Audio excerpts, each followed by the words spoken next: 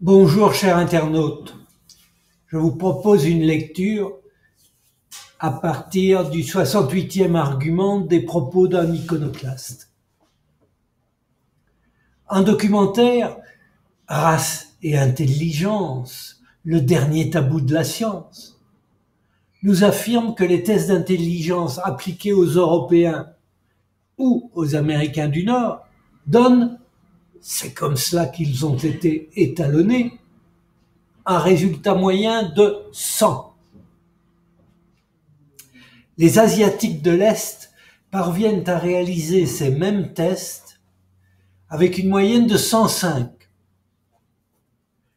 Les populations d'Afrique subsaharienne obtiendraient quant à elles une moyenne de 95 ou 95 si vous préférez. Il faut nous résigner. Le QI moyen de nos peuplades est plus bas que celui des Japonais ou des Chinois de l'Est.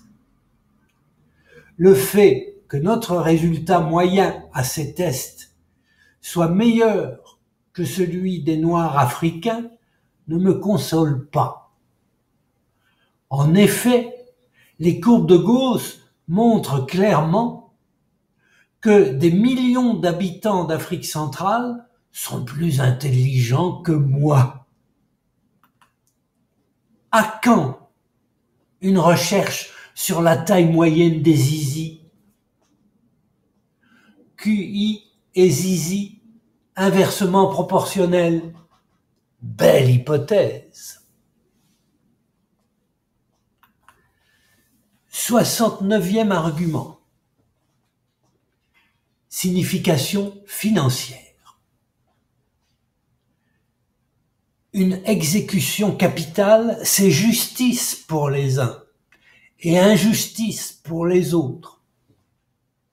Subir une grande catastrophe sera l'épreuve envoyée par Dieu et échapper à la même grande catastrophe sera la volonté de Dieu.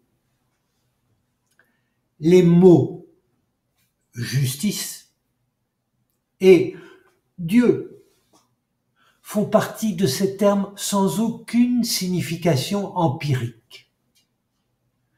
Cela n'empêche, l'un et l'autre sont des mots utiles.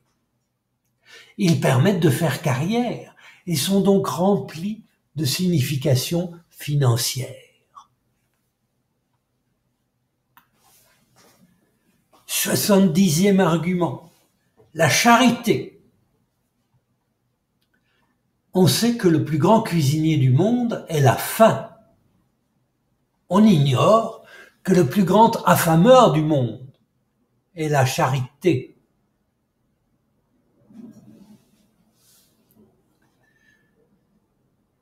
« 71e argument, le goût d'une explication. Des personnes de mon entourage m'ont assuré qu'elles ne pouvaient pas faire la différence entre le goût du Pepsi-Cola et le goût du Coca-Cola. Pour d'autres, cette différence est importante. Se pourrait-il que quelques-uns soient si dépourvus du goût de la connaissance qu'ils sont incapables de faire la distinction entre une explication religieuse et une explication rationnelle.